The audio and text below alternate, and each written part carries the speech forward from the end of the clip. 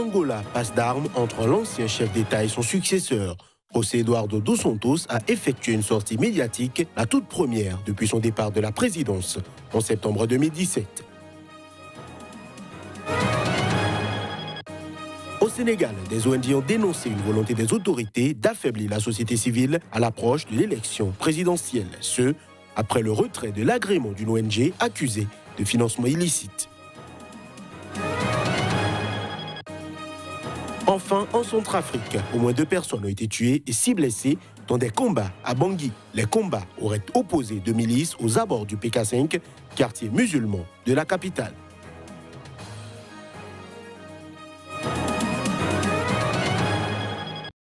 C'était là le sommaire de ce nouveau journal sur Sika. Bienvenue à toutes, bienvenue à tous.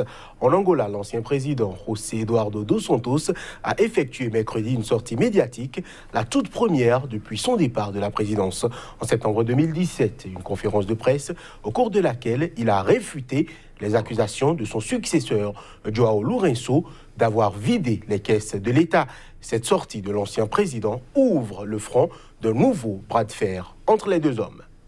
Dans une interview accordée au journal portugais Expresso paru le week-end dernier, le président angolais João Lourenço a affirmé avoir trouvé les coffres de l'État vides à sa prise de fonction.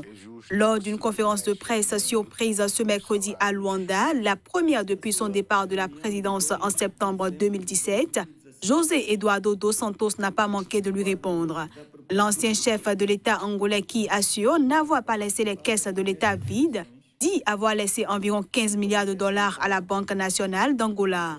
Dans ses explications qui lancent un nouveau bras de fer entre les deux hommes, José Eduardo dos Santos a mentionné que le budget général de l'État est adopté par l'Assemblée nationale et tous les revenus et dépenses de l'État doivent y être obligatoirement inscrits. José Eduardo dos Santos a dirigé l'Angola jusqu'en septembre 2017, un règne de 38 ans au cours duquel on l'accuse d'avoir mis l'économie du pays en coupe réglée. Il a finalement cédé les rênes du pouvoir à João Lourenço, également membre du Parti Mouvement Populaire de Libération de l'Angola. Mais à peine arrivé, ce dernier a lancé une purge de grande ampleur dans l'administration et les entreprises publiques qui a visé pour l'essentiel les proches de son prédécesseur.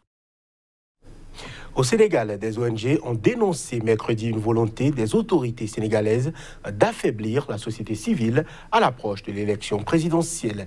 Cette accusation intervient après le retrait de l'agrément d'une d'entre elles accusée d'avoir financé de manière illicite le mouvement citoyen Y en a marre. Les précisions.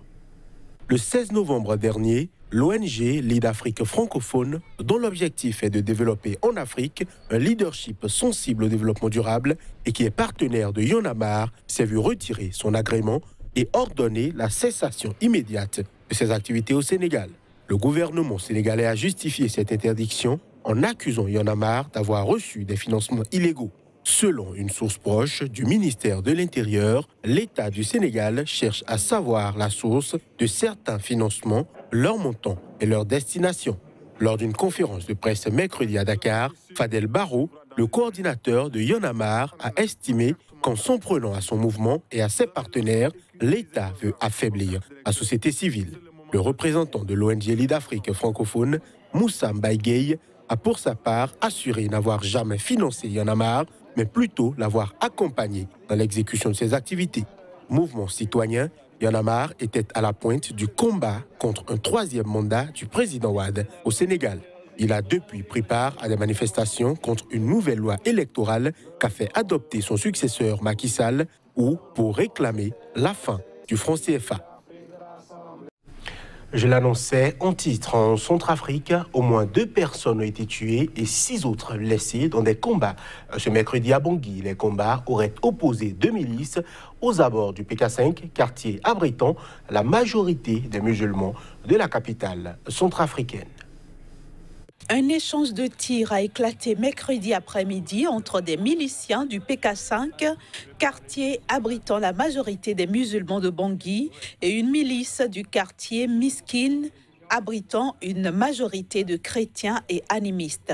Ces derniers auraient agressé 2 jeunes musulmans sur une moto, selon des habitants du PK5, ce qui aurait déclenché les violences. Selon des sources concordantes, au moins 2 personnes ont été tuées et 6 blessées dans les combats. 2 personnes poignardées ont été prises en charge à l'hôpital Sika 1, géré par l'ONG Médecins sans frontières, et 4 autres blessés ont été pris en charge par d'autres structures médicales. Des tirs à l'arme légère et à la grenade ont été entendus jusqu'à 17h GMT mercredi au niveau du rond-point Serpent situé entre plusieurs arrondissements de Bangui.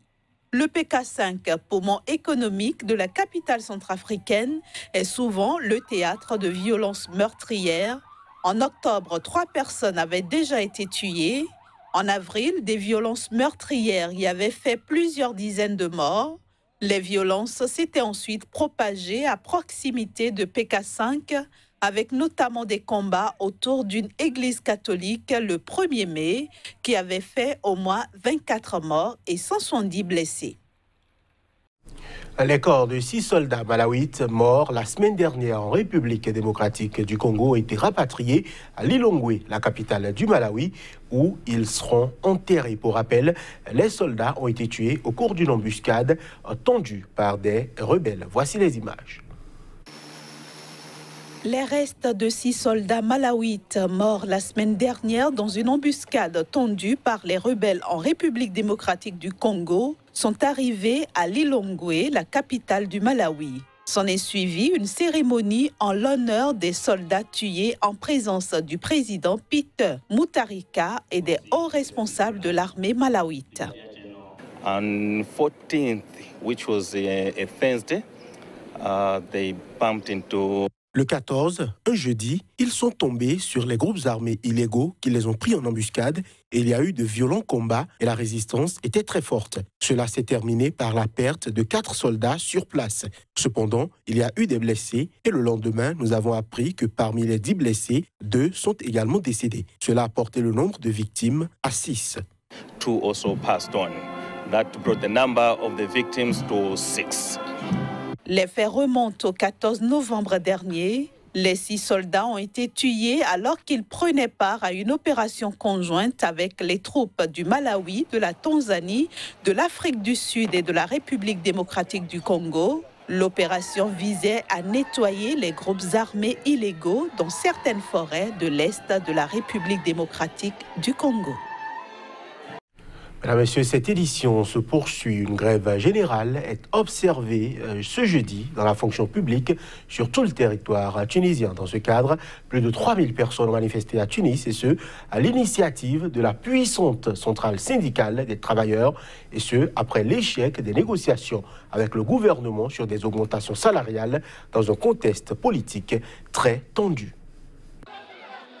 Des milliers de Tunisiens manifestaient ce jeudi devant le siège du Parlement au Bardo pour la grève générale observée dans la fonction publique dans tout le pays. Initié par l'Union générale tunisienne du travail UGTT, le mouvement fait suite à l'échec des négociations avec le gouvernement tunisien sur des augmentations salariales. L'UGTT, la puissante centrale syndicale des travailleurs, réclame pour les 673 000 agents de l'État des augmentations au moins égales à celles concédées cette année dans les entreprises publiques, qui vont de 15 € à 30 € par mois. Ces revendications salariales sont liées à une hausse inédite des prix, une détérioration du pouvoir d'achat du citoyen qui a atteint 40% et une dégradation de sa vie quotidienne. Reporté à 2 reprises, ce mouvement de grève, la première de cette ampleur depuis 2013, concerne entre autres les ministères, les hôpitaux et les établissements scolaires publics.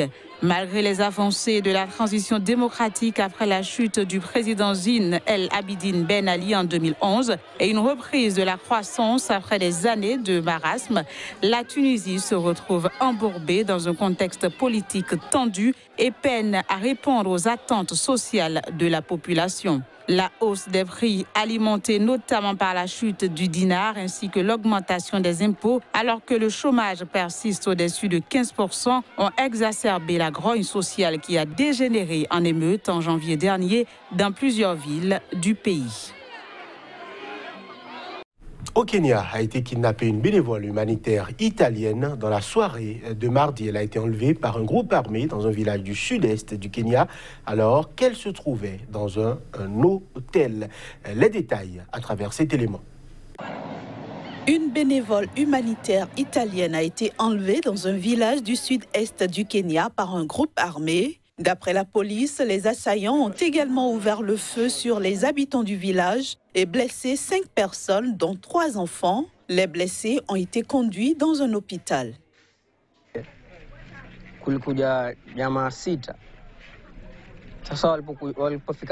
6 hommes sont venus demander où était l'étrangère. Je leur ai dit qu'elle était allée chercher sa batterie externe et ils ont commencé à s'énerver en disant qu'ils l'avaient vue dans la maison. C'est à ce moment-là que je leur ai montré où elle était.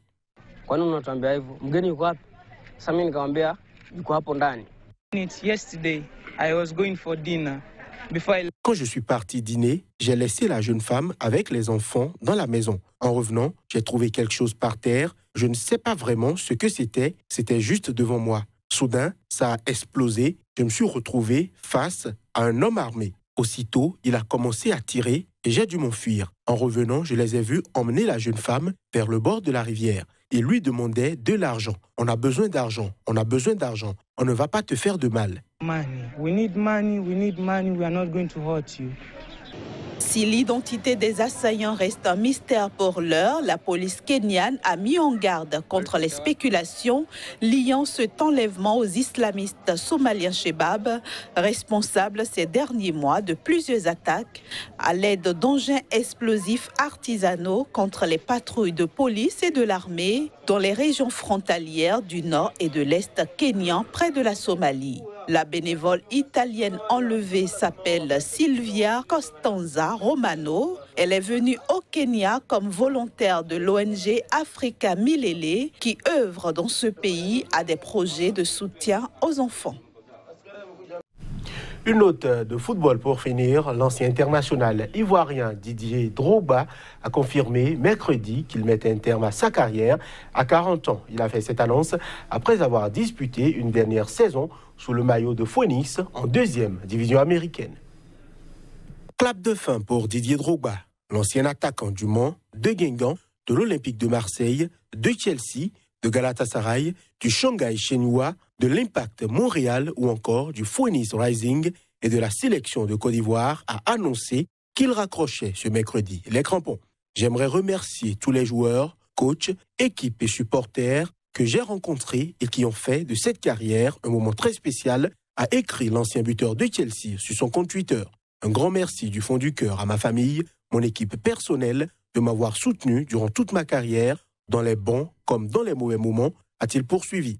Hâte de démarrer le prochain chapitre en espérant que Dieu me bénisse une fois de plus, comme il l'a fait pendant toute ma carrière, a-t-il conclu. Âgé de 40 ans, Didier Drogba a déjà disputé le dernier match de sa longue carrière professionnelle, débuté en 1998 sous le maillot de Phoenix en 2e division américaine.